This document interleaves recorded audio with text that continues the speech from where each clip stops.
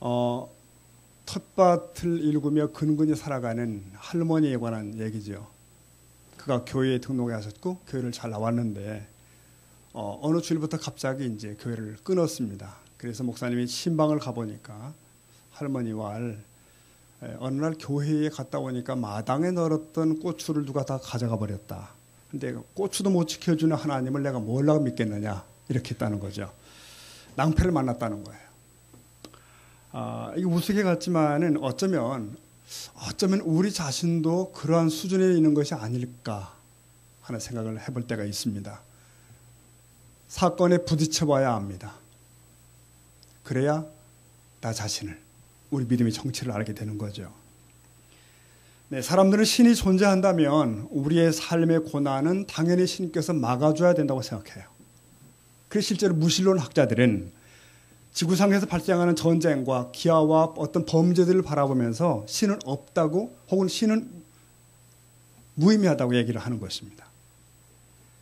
이와 비슷하게도 어떤 신자들은 그렇게 생각합니다. 내가 교인이 되면 하나님의 도움으로 모든 문제를 다 해결할 수 있다. 고난과 역경은 사라지는 것이고 내 삶에 만족이 올 것이라는 그러한 생각을 하는 경우가 있습니다. 이 세상에 고통을 좋아하는 사람은 없습니다. 누가 고난을 즐겨하겠어요? 그런데 그 고난을 느끼길 원하는 사람들이 있습니다. 옛날에 문둥병이라고 했죠. 한센시병에 걸린 이들은 온몸의 감각이 사라져갑니다. 그래서 손가락이 떨어지고 발가락이 떨어져 나가도 아픔을 못 느낀다는 거죠. 그래서 뜨거운 물에도 감각이 없이 떠었다가 화상을 입는 이들이 발생하고 합니다. 이런 이들은 고통을 느끼길 원하는 거예요. 고통의 회복을 원하는 겁니다. 자, 고통이 이렇게 우리의 몸에 필요한 것이라면 어쩌면 이런 류의 고통은 또 하나 우리들의 영혼에도 필요한 것이 아닐까 하는 생각을 해볼 때가 있습니다. 자, 이제 우리 그리스도인은 삶에 일어나는 고통과 혹은 고난을 어떻게 바라봐야 되는가? 굉장히 무겁고 지루한 그 주제입니다. 분명한 것은 하나님은 그의 백성들을 상상할 수 없는 정도로 사랑하신다는 거죠. 네, 자기의 아들을 우리의 목숨값으로 지불하셨다. 그래서 우리는 그 사랑을 입었고 하나님의 자녀라는 신분을 붙들고 있습니다. 네, 그렇게 믿으시죠? 그러면 그렇게 우리를 사랑하시는 그분께서 왜 우리에게 다가오는 고통과 고난은 막아주시지 않는 것일까? 내가 세상 끝날까지 너희와 항상 함께 있으리라 그러신 그분이 왜 나를 홀로 두는 것 같을까? 우리의 삶에 분명 간섭하고 계시고 우리 안에 내주하고 계신다는데 왜 우리의 고난을 그냥 두고 보시는 것일까? 무엇보다 더 안타까운 것은 나의 의지와 아무 상관없는 엄청난 불행한 일들을 만날 때 그런 일들이 나와는 상관없는 줄 알았는데 어느 날 내가 그 일을 만나고 있다고요. 이때 당황하고 낙심하게 됩니다. 그렇게 되면 신자들은 대개 하늘을 쳐다보게 됩니다. 한숨을 내쉬면서 하나님 이게 웬일입니까? 혹은 왜 내게 이런 일이 있습니까? 라고 묻게 됩니다. 그래서 어떤 이가 말한 것처럼 고난은 항상 질문을 이야기합니다. 왜? 왜? 도대체 이 고난의 이유는 무엇일까? 여러분 이것을 분석하고 정답을 내는 것은 누구에게도 난제인 것 같습니다. 유명한 크리스찬 저술가인 필립 얀시는 내가 고통당할 때 하나님 당신은 어디에 계십니까? 라는 책을 냈는데 거기에 결론은 그겁니다. 우리는 절대 그 이유를 확실하게 다 밝혀낼 수 없다가 답이에요. 유명한 기독교인 지성인 C.S. 루이스도 고통의 문제라는 책을 냈었는데 거기서 그는 이렇게 말합니다. 하나님은 다만 우리의 유익을 위해서 고통을 허락하시는 것일 것이다. 선명하게 말하는 것도 아니에요. 우리의 유익을 위해서 고통을 허락하시는 것일 것이다. 여러분은 어떻게 말하고 싶습니까? 고통이나 고난에 대해서. 이 시간 우리는 우리의 상식이나 어떤 추측이 아닌 성경으로 다시금 돌아가서 이 고통의 문제를 살펴보려고 합니다. 성경을 보며 시험과 고난을 당하는 몇 가지 이유들을 4가지를 추출해 보려고 하는 겁니다. 맨 먼저 이렇게 말하고 싶습니다. 첫 번째 고난은 자초한 고난이 있다는 거예요. 한번 읽어보실까요? 시작. 자초한 고난. 네. 무슨 말인가요? 나의 실수로 인한 고난이 있을 수 있는 것이죠. 자, 앞을 안 보고 막 길을 가던 아이가 웅덩이에 빠졌어요. 이거 하나님 내게 벌 주신 거야. 아니죠. 부주의하게 가면 누구나 그런 일 당합니다. 그건 이웃이 그런 것도 아니고 하나님이 주신 게 아니에요. 자기가 자초한 것입니다. 베드로전서 2장 19절 말씀 보면 이런 말씀이 있어요. 부당하게 고난을 받아도 하나님을 생각함으로 슬픔을 참으면 이는 아름다우나. 자, 20절 같이 읽어보겠습니다. 시작. 죄가 있어 매를 맞고 참으면 무슨 칭찬이 있으리요. 그러나 선을 행함으로 고난을 받고 참으면 이는 하나님 앞에 아름다우니라. 여러분, 이 말씀은 원래 문맥상 주인과 종과 주인의 관계를 설명한 것입니다. 근데 여기 보니까 종 자신이 게으름을 피우다가 엉뚱한 짓 하다가 매를 맞고 참는 거라면 그게 무슨 가치가 있냐는 거예요. 사실이죠. 이런 식으로 자초한 고통이 우리의 삶에는 많습니다. 인정하고 싶지 않지만 사실은 많습니다. 롯이 소돔성을 몸만 빠져나오는 페가망신을 왜 했는가? 그 앞을 추적해보면 이 사람은 비옥해 보이는 동쪽 땅에 욕심이 냈기 때문에 계속 그리로 가다가 거기 주저앉은 거예요. 그 결과입니다. 자, 술을 먹고 운전하다가 교통사고를 냈습니다. 면허가 정지됐습니다. 제 얘기하는 거 아닙니다. 이거 자기가 자초한 고난이죠. 네. 땀 흘려 일하기 싫어하는 사람, 요행을 꿈꾸는 사람이 있는데 그가 어느 날 사기에 걸려서 큰 낭패를 만납니다. 그 탄식하기를 아이고 하나님이 내게 고난을 주시네. 사실 아니죠. 사실은 내가 자초한 고난이라고 하는 것이 낫습니다. 하나님도 탄식하시는 거예요. 야고보 말씀 보시겠습니다. 1장 13절에 사람이 시험을 받을 때에 내가 하나님께 시험을 받는다 하지 말지니 하나님은 악에게 시험을 받지도 아니하시고 친히 아무도 시험하지 아니하시느니라. 14절 같이 볼까요? 시작. 오직 각 사람이 시험을 받는 것은 자기 욕심에 끌려 미혹되미니. 네. 많은 경우 우리는 하나님을 원망합니다마는 하나님이 나를 시험하는구나 그렇게 말하지만 그러나 그 속내를 들여다보면 내가 자초한 함정에 내가 빠질 때가 많다는 거예요. 내가 좀 더 신중했어야 되고 내가 좀 더 기도했어야 되고 내가 마음을 비우고 있었어야 되고 그런데 그저 내 경험만 믿고 나의 이기심과 때론 나의 탐욕이 나를 끌어갑니다. 그런 것들에 끌려가다가 수렁에 빠집니다. 이것을 우리는 실패라고 부릅니다. 실패. 이것 때문에 우리는 자책하고 낙심하기도 합니다. 자, 이 첫 번째의 고난입니다. 두 번째로 가겠습니다. 뭐라고 써 있습니까? 네, 징벌의 고난이 있을 수 있다는 거죠. 자, 이 경우는 좀 더 적극적으로 하나님을 거스를 때 발생하는 일인데 앞의 경우는 나의 실수라고 한다면 이 경우는 좀 적극적으로 하나님을 대적하다 하는 경우예요. 바울이 예수님을 모를 때 유대교에 집착하고 그가 기독교인들에게 적개심을 품고 공격하죠. 그러는 그를 길바닥에 때려 누우시고 주께서 이제 그를 만나게 되시는데 그 장면에 대해서 사도 바울이 이렇게 훗날 얘기합니다. 우리가 다 땅에 엎드려졌을 때 내가 소리를 들었는데 히브리 말로 이르되 사울아 사울아 내가 어찌하여 나를 박해하느냐 그러셨고 그 다음 읽어보시겠습니까? 가시채를 뒷발질하기가 내게 고생이다 그러셨어요. 여러분 가시채가 뭔지 아시죠? 채찍 뾰족뾰족한 게 달리 채찍인데 요거로 소나 말을 이렇게 채찍이 한 겁니다. 그 밭을 갈 때 소가 잘 말 듣지 않으면 가시채를 때린 거죠. 그런데 이 소가 이게 뭐가 때리고 자꾸 뒷발질만 하고 가시채에 계속 뒷발질만 하고 있으면 어떻게 될까요? 더 맞는 겁니다. 고통이 가중되는 겁니다. 감히 하나님의 뜻을 대적하고 거역했던 바울의 무모함을 꾸짖으신 말씀이에요. 네, 우리가 고의적으로 범죄하거나 하나님의 뜻을 대적할 때 가시채를 뒷발질하는 것입니다. 여러분 우스갯말 이런 말이 있잖아요. 매를 주주한다. 그런 말. 네. 하나님의 징계를 주주하는 일이 있을 수 있는 것입니다. 여러분 그럼에도 감사할 것은 그것은 저주나 심판이 아닙니다. 징계는 사랑의 회초리와 같은 것이죠. 자, 하나님의 성도들을 이 현실에 놔둘 목적은 우리에게 거룩의 옷을 입히시길 원하시는 겁니다. 우리의 성장을 원하시는 더 온전케 만드시고자 하는 큰 꿈을 갖고 계셔요. 이 땅은 그러한 하나님의 목적을 위해 설정된 무대라고 말할 수 있습니다. 그런데 우리는 자꾸 여기에 마음을 뺏겨버리고 세상의 것을 하나님 자리에 놓습니다. 하나님은 우리의 성장과 거룩에 관심이 있는데 우리는 여기서 성공하려고 한다고요. 하나님은 우리에게 너 나그네처럼 걸어라라고 말씀하시는데 우리는 여기서 정착하려고 합니다. 여기에 어긋남이 있습니다. 하나님의 그 소명에 우리가 고의적으로 거스를 때, 범죄에 머물 때, 나태함으로 저항할 때 하나님 우리를 어떻게 하죠? 징벌하셔야 됩니다. 깨우시느라고. 네. 그래서 그 회초리가 때로는 피도 나고 고통도 있다니까요. 히브리 말씀 보겠습니다. 12장 6절. 주께서 그 사랑하시는 자를 어떻게 해요? 징계하시고 그가 받아들이시는 아들마다 채찍질하심이라 하였으니 7절은 같이 보겠습니다. 너희가 참음은 징계를 받기 위함이라 하나님이 아들과 같이 너희를 대화하시나니 어찌 아버지가 징계하지 않은 아들이 있으리요. 네.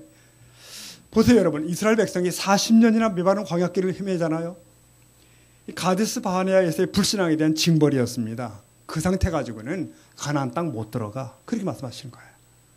사랑하는 성도 여러분, 어쩌면 오늘 요즘 내가 겪는 고난이 뭘까요? 하나님의 징계일 수도 있습니다. 그렇다면 낙심할 이유는 아닙니다. 징계는 부모의 행위예요. 자식에 대한 사랑의 또 다른 표식이죠. 혹시 내가 죄값으로 저주받는 거 아니야? 그건 아닐 겁니다. 그건 아니에요. 징계는 나를 품에 안고 계시는 주님의 회초리입니다. 얼마나 여러분 위로가 된 말씀이에요. 버림받은 인생, 그래서 범죄 중에도 아무 탈 없이 사는 그런 인생보다 100배, 1000배나 나은 것입니다. 이해하십니까 여러분? 그래서 때로 하나님 아버지의 징계라는 고난은 사실은 괜찮은 거예요. 이게 두 번째 얘기입니다.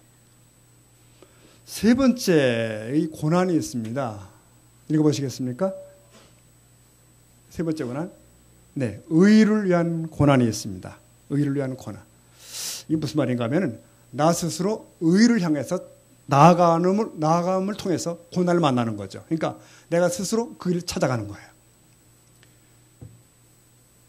어떤 일이 삶 속에 이런 것이 있습니다. 유명한 거창고등학교의 학생들에 대한 직업 선택의 10계명, 10개 중에서 제 네 번째 이런 게 있더만요. 제4. 모든 조건이 갖추어진 것을 피하고 처음부터 시작해야 하는 황무지를 택하라. 이렇게 애들이 가르치는 거예요. 왜? 스스로 더 높은 목표를 향해 고난을 선택하라는 그런 도전입니다. 성도 여러분, 세상은 영적 전쟁터죠. 깨어있는 성도는 하나님의 소명을 위해 열심을 냅니다. 나아갑니다. 그때 원수는 우리를 타겟으로 삼게 됩니다. 괴롭힙니다. 사도 바울은 자신을 이방인의 사도로 부르신 주님의 뜻을 몸으로 받아서 평생을 드리게 되는데 그는 가는 곳마다 동족들의 방해와 이방인들의 박해, 권세자들의 압박 끊임없이 받습니다. 그러나 그는 계속 전진합니다. 고난을 향하여 전진, 또 전진하는 삶을 살죠.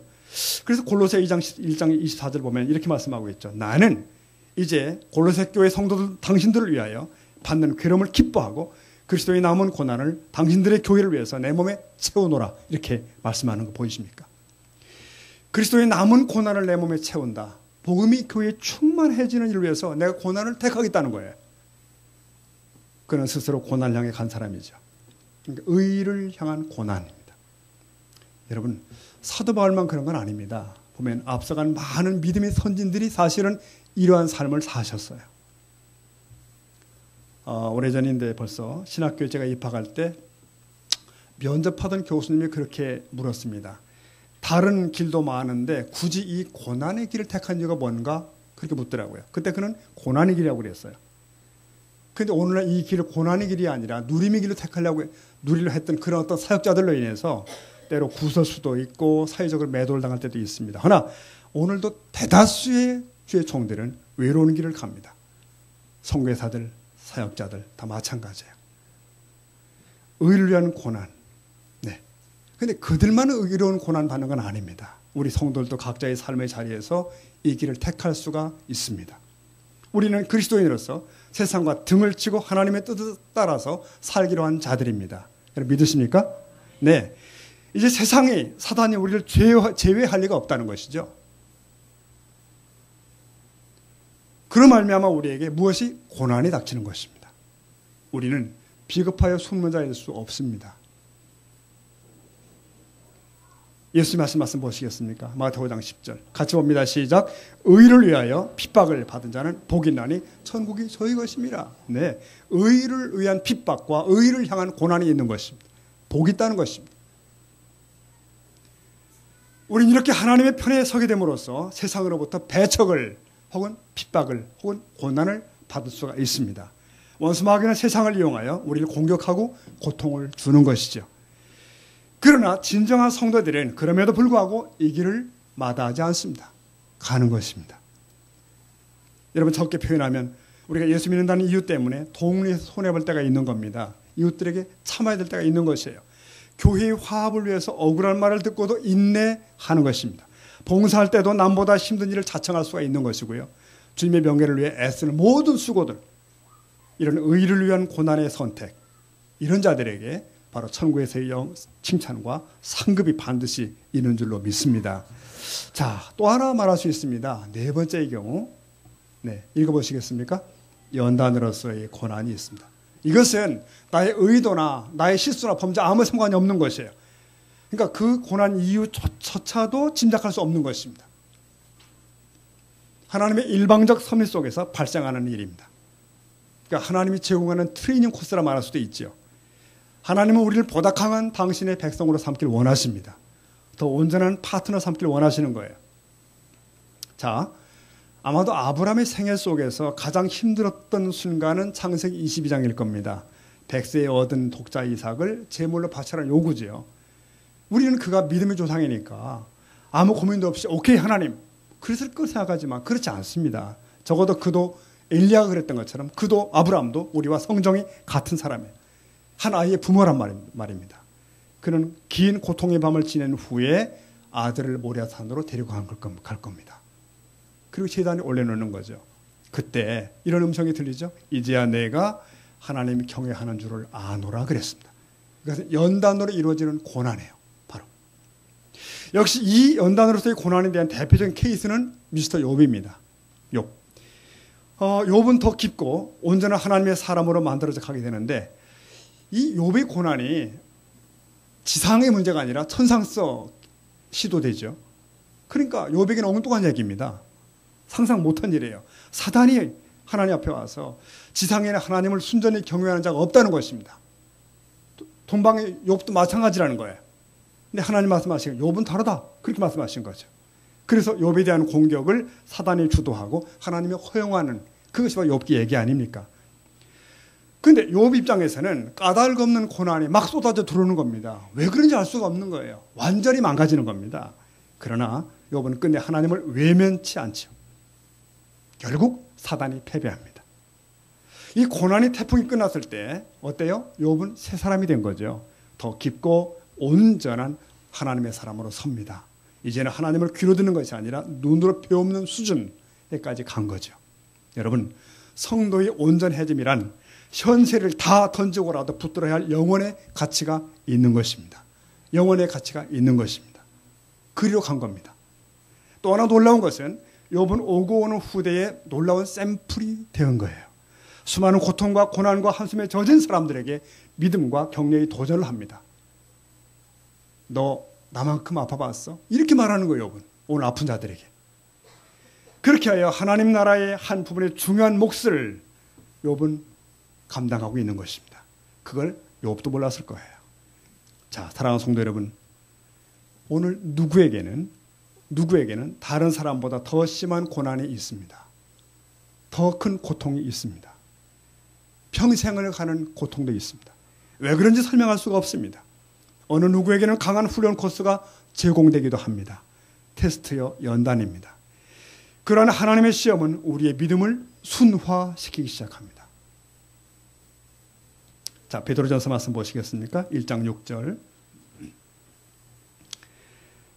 그러므로 너희가 이제 여러 가지 시험으로 말미암아 잠깐 근심하게 되지 않을 수 없으나 오히려 크게 기뻐하는도다 그랬고요. 7절 읽어봅시다. 시작. 너희 믿음의 확실함은 불로 연단하여도 없어질 금보다 더 귀하여 예수 그리스도께서 나타나실 때에 칭찬과 영광과 존귀를 얻게 할 것이니라. 아멘. 이게 다 연단으로 주어지는 고난에 관한 얘기들입니다. 자, 간략하게나마 성도 여러분, 이제까지 4가지로 고난의 이유들을 분류를 해봤습니다. 근데 생각해 보세요. 앞에 언급한 2가지 경우, 자초하는 고난, 징벌로서의 고난은 썩 바람직하지 않게 시작된 겁니다. 그 다음 뒤에 있는 거, 의를 위한 고난, 네. 연단스러운 고난. 이건 가치가 있는 것이 우리 느껴지는 거예요. 여러분, 우리의 지난 날을 돌이켜보겠습니다. 여러분의 삶을 돌이켜보시고요. 내가 겪은 고난은 어디에 속하는 것일까? 지금 나를 힘들게 하는 이 상황은 무엇에 관계된 것일까? 그러나 우리 개인의 고난을 명쾌하게 그건 1번이야, 그건 3번이야 이렇게 말할 수는 없다는 거예요. 복합적이죠. 그리고 어쩌면 주님 나라에 가서야 비로소 얼굴과 얼굴을 대하듯이 알 수 있게 된 일들이 있을 겁니다. 그런데 중요한 게 있습니다. 여러분, 중요한 게 남아있어요. 뭐냐면 이렇게 우리 각자가 경험하는 삶의 고난들은 다양한 원인이 있고 다양한 이유가 있고 다양한 그 내용들이 있는 것인데, 그런데 그것들이 우리 삶에서는 결과적으로 하나의 결과로 이어져 간다는 것이죠. 이게 놀라운 얘기입니다. 마치 상류에 각기 다른 4개의 지류들이 흘러들어왔는데 하류에서 한 댐에서 모이듯이, 그래서 그 댐에서 강력한 동력을 만들어내듯이. 그럼 그 댐이 뭐냐 이거예요. 바로 로마서 8장 28절이라고 생각합니다. 그것은 모든 고통들을 다 담을 수 있는 거대한 바구니와 같아요. 마치 고통의 결론처럼 주어지는 구절 같기도 하고요. 8장 28절. 우리가 알거니와 하나님을 사랑하는 자 곧 그의 뜻대로 부르심을 입은 자들에게는 뭐죠? 모든 것이 합력하여 선을 이루느니라. 자, 보세요. 우리는 안돼요. 안다. 무엇을? 어떤 자들에게는 모든 게 합력해 선을 이룬다는 거예요. 그 어떤 자라고요? 어떤 자? 하나님을 사랑하는 자. 다시 말하면 하나님께 부르심을 입은 자, 즉 나와 여러분을 얘기하는 것입니다. 그들에게는 모든 일이 선을 목표로 하여 협조하여 집중된다는 것입니다. 모든 일이. 여기서 말하는 모든 일이란 우리 인생사의 희노애락을 얘기하는 것이고, 특히 쓰라린 여러 종류의 고난들을 얘기합니다. 그 모든 일들이, 그 모든 고난들이 합력해요. 퍼즐 조각 맞추듯이 결국 하나의 빛나는 결과를 도출한다는 것입니다. 선. 그 선은 하나님이 목표로 내걸은 것입니다. 그것이 성도의 승리요, 하나님 나라의 완성입니다.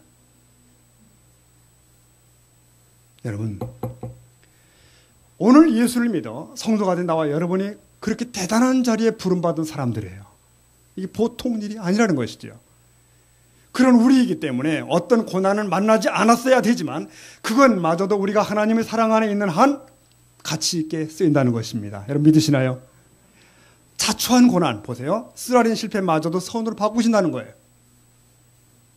그리고 내가 범죄에 받은 징벌마저도 더 귀한 선을 이루게 된다는 것입니다. 그렇다면, 그게 사실이라면 내가 주의 나라와 그 의를 위해 일부러 받은 고난과 핍박은 얼마나 고귀한 것일까요? 비록 내가 다 이유를 알 수 없지만 하나님의 섭리를 인내하며 신뢰로 이겨낸 그 연단은 얼마나 찬란한 결과를 가져올까요? 이렇게 말할 수 있습니다. 그렇다면 우리 그리스도인은 망할래야 참 망할 수도 없고 온전히 실패할래야 실패할 수도 없는 운명의 존재로구나를 알 수 있습니다. 여러분 믿으면 아멘 하십시오. 아멘. 독생자의 죽음의 가치를 내 걸고 구속받은 우리라고요. 그러므로 우리에게는 모든 상황들이 합력하여 선을 이루어내는 조각들에 불과합니다. 그것이 어떤 고난이든.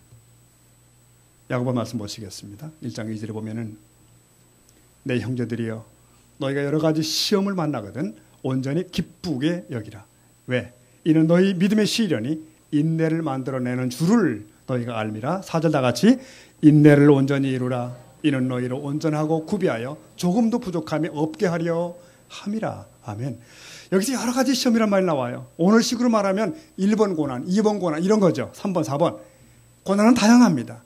그러나 어떤 것이든 간에 주 안에 있는 우리는 기쁘게 여기라는 격려가 여기에 있습니다. 왜? 그 시련이 결국은 인내를 생산하게 되는데 인내를 온전히 이루라. 하나님께서 온전하시는 것처럼 성도들도 온전히 자리에 갈 수 있는 하나님의 방편들이라는 거죠. 여러분, 이렇게 우리에게 닥치는 환난과 고통은 우리가 그리스도인이라는 것이 확인만 되었다면 그것은 모두 우리에게 유익한 것입니다. 믿으면 아멘 하십시오. 유익합니다. 그게 사단의 공격이든 우리의 잘못으로 인한 징계이든 하나님의 연단의 방법이든 모든 고난은 우리 그리스도인들이 성숙에 기여를 하게 되어 있습니다. 그러므로 어떤 이들이 주장하는 것처럼 고난은 없어야 돼, 고난은 빨리 끝나야 돼, 모든 병은 귀신 형 거니까 다 쫓아보내야 돼, 그거 아니라는 것이죠. 어떤 경우에는 어떤 분이 말한 것처럼 그 질병과 친하게 지내는 방법도 있습니다. 고난 가운데 머무는 방법도 있습니다. 성도 여러분, 분명한 것은 우리 성도들을 정금 같은 순전하고 순결한 백성으로 연단하시기 위해 고난의 터널을 걷게 하신다는 겁니다. 뿐만 아니라 그 하나님의 시험은 우리를 성숙시키는 놀라운 역할을 감당합니다. 그리고 그러한 시험을 통해서 하나님의 역사를 나타내 보일 기회로 쓰시기도 하십니다. 그래서 성경은 하나님께서 허락하신 시험이 닥쳐오면 어때요? 오히려 기뻐하라 라고 말씀하시는 겁니다. 자, 성도 여러분, 이 아침에 우리는 객관적으로 고난의 이유들을 설명해 보려 애썼습니다. 그러나 당신 개개인에 대한 답은 없습니다. 하나님만 아십니다. 그러므로 고난은 결국 신비라고 요약할 수도 있습니다. 신비 앞에서 우리는 침묵할 수밖에 없습니다. 하나님의 뜻을 명확하게 말할 자는 없는 것입니다. 여러분, 야고보서나 베드로의 서신들, 히브리서를 읽으면 오히려 그리스도인들에게 고난받을 준비를 하라고 반복하여 권고합니다. 여러분, 성경 어디에서도 그리스도인이 비기독교인보다 더 쉽고 더 안전한 삶을 살아야 한다고 주장하고 있지 않습니다. 하나님은 고통 안에 계십니다. 하나님은 위험한 세상의 힘든 일을 막아주시는 대신에 우리와 그것들에 동참하심으로써 악을 선으로 바꾸십니다. 자, 이제 정리해갈 단계가 온 것 같아요. 오늘 우리는 이 말씀에서, 이 설교에서 무엇을 붙을 것인가 두 가지 변화를 기대합니다. 첫 번째는 자기 자신의 삶을 새롭게 볼 수 있어야 한다는 것입니다. 우리 자신의 삶을 새롭게 볼 수 있는 눈이 필요하다는 거예요. 대부분의 사람들은 사건이 닥쳐왔을 때, 고난이 닥칠 때 누구를 비판하거나 자신을 자책합니다. 그 고난을 그저 불행이나 혹은 운명으로 생각합니다. 그러나 나와 여러분은 어때야 됩니까? 그렇지 않다는 거예요. 그래서 그저 지난 날을 탄식만 할 일이 아니고 자학할 것이 아니라는 겁니다. 그리고 현재 지루하게 거래하는 이 고난의 터널을 인내할 수 있어야 한다는 것입니다. 어떤 경우에도 하나님을 신뢰하는 것이고 무의미한 고난은 없다는 사실을 확인하는 겁니다. 심지어는 내가 실수하고 내가 범죄함으로 자초한 고난마저도 선으로 바꾸실 주님을 기대하며 결국에는 진주를 만들어내실 하나님을 바라보며 이 길을 가는 저와 여러분이 되어야 한다는 사실입니다. 여러분 믿으시나요? 존 맥스웰은 이렇게 말합니다. 당신이 역경 때문에 쓴 마음을 품지 않으면 역경은 당신을 더 나은 사람으로 만들 수 있다. 역경은 지혜와 성숙을 주기 때문이다. 이렇게 얘기했습니다. 그가 영어로 책을 썼지 물론. 그러니까 쓴 마음, 비터라고 표현했고 그 다음은 더 나은 사람, 베터라고 표현함으로써 이렇게 대비시킨 것 같아요. 근자의 페이스북을 이렇게 잠깐 보다가 어떤 한 목회자 영상 간증을 이렇게 봤어요. 외국인이신데 그가 불우의 사고로 크게 다치고 특히 목소리를 잃었습니다. 그가 원래 찬양인도자였고요. 우리 이간사님처럼 찬양인도를 더 잘하고 설교하시는 그런 목사님인데 그가 성대를 잃어버린 겁니다. 그저 간신히 낮은 목소리만 내는 거예요. 조그맣게 내고 그것도 긴 시간 말을 못해요. 그런 그가 회중 앞에 간증하며 고백한 마지막 말이 그거더라고요. 나의 몫은 무엇인가? 가장 깊은 어둠 속에서도 주를 찬양하는 그것. 그게 바로 나의 몫이라는 거예요. 이 처참함 속에서도 하나님을 높이는 것. 그것이 나의 몫이라는 거예요. 우리가 성경에 근거한 고난을 정리할 수 있다면 우리 자신의 삶을 새롭게 볼 수가 있을 것입니다. 네. 두 번째는 그렇게 할 수 있다면 우리는 이웃의 삶도 새롭게 볼 수가 있습니다. 주위에는 늘 고난받는 사람이 있습니다. 고통받는 사람들이 있어요. 평생을 어렵게 사니까 있다고요. 그가 가까운 사람일 수 있고 먼 사람일 수 있습니다. 근데 우리는 쉽게 판단할 수 없고 평가할 수 없다는 겁니다. 그리고 함부로 설명하지 않아야 한다는 것입니다. 여러분, 고난 속에 던져진 욥을 찾아온 친구들을 생각해 보세요. 그들은 결국 욥을 책망한 거죠. 너의 고통은 죄값이야 라는 얘기예요. 내가 뭐 잘못했기 때문에 그런 거야. 내 죄가 뭐야? 이렇게 얘기했는데 드디어 욥기 끄트머리에야 하나님이 등장하십니다. 하나님 무슨 말씀하시나요? 하나님 답을 주시지 않았다고 했죠. 단지 나 여호와가 천지를 지을 때 거기서 거기 있었니? 이렇게 물으시는 거예요. 온 천하 만물의 생선과 소멸을 내가 아니? 이렇게 물으시는 겁니다. 욥은 하나님이 그 엄청난 질문을 들으면서 자기를 발견합니다. 내가 얼마나 유한하고 얼마나 작은지, 하나님의 발가락도 보지 못하는 내가, 우주 속에 티끌만도 못한 내가 하나님이 하시는 일 앞에 무슨 토를 달아. 그때 욥이 무조건 엎드리고 회개했다고 그랬습니다. 하나님 당신이 옳습니다. 그게 결론이에요. 그런데 주목할 것은 하나님이 그때 덧붙여 주신 말씀이 있어요. 뭐죠? 내 친구들이 틀렸다는 거예요. 그들은 내 앞에서 잘못했고 내 앞에서 죄를 범했다는 겁니다. 그들이 살려면 내가 그들의 죄를 위해 제사를 드리라. 무슨 얘기죠?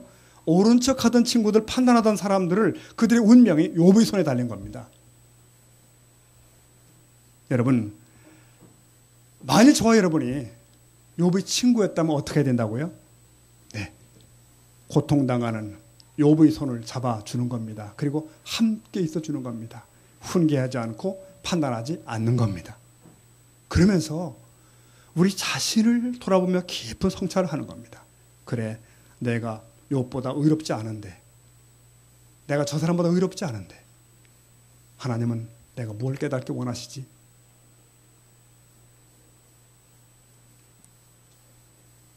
고난의 성경적 의미를 아는 이들은 다른 사람들의 본론이 바뀌게 된다는 것이죠. 자, 이렇듯이 고난에 대한 바른 이해는 자신의 삶과 이웃을 새롭게 바꿔놓습니다. 이런 은혜가 있기를 축복합니다. 자, 매듭하겠습니다. 이 시간 제가 많은 말씀을 드렸지만 사실 고난과 고통에 대한 명확한 답은 없습니다. 고통당하는 이들에게 필요한 것은 하나님의 뜻을 명확하게 풀어주는 것이 아니에요. 그냥 그들과 그냥 함께 있어주는 것입니다. 사도 바울도 기뻐하는 자들과 함께 기뻐하고 우는 자들과 함께 울라고 우리에게 격려하고 있습니다. 섣불리 고통에 답을 주지 말고 고통당하는 이들 곁에 머무십시오.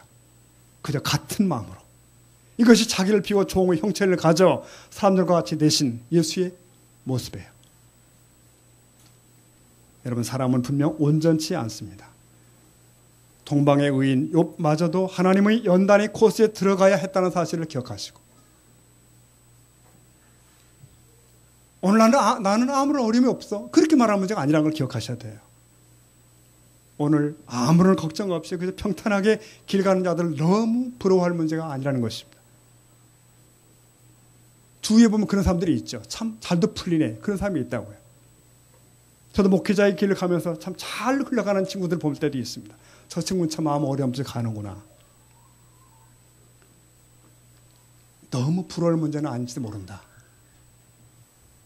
위대한 인물들은 다 역경을 배움의 기회로 삼았던 사람들이고 실패로부터 새로운 동기가 생긴 사람들입니다. 역경을 피하는 사람이 아니라 역경을 극복하는 사람으로 부름받은 거죠. 네, 하나님께서는 그래서 실패와 고난을 통해서 겸손과 정직과 깊은 신앙과 수많은 것들을 만들어냈습니다. 편한 삶을 통해서는 형성될 수 없는 인격이 고통을 통해서 비로소 형성되게 됩니다. 그리고 하나님은 역경이든 순경이든 어떤 경험도 낭비하시지 않고 선한 결과를 이끌어내십니다. 하나님은 고통을 치료해 줄 뿐만 아니라 고통을 통해서 성숙하게 만드십니다. 하나님은 가장 고통스러운 경험을 통해서도 가장 위대한 일을 만들어냈습니다. 그가 우리의 아버지 하나님이십니다. 빌립보 1장 29절 말씀 읽고 함께 기도하겠습니다. 시작. 그리스도를 위하여 너희에게 은혜를 주신 것은 다만 그를 믿을 뿐 아니라 또한 그를 위하여 고난도 받게 하심이라. 아멘. 우리 함께 기도하시겠습니다.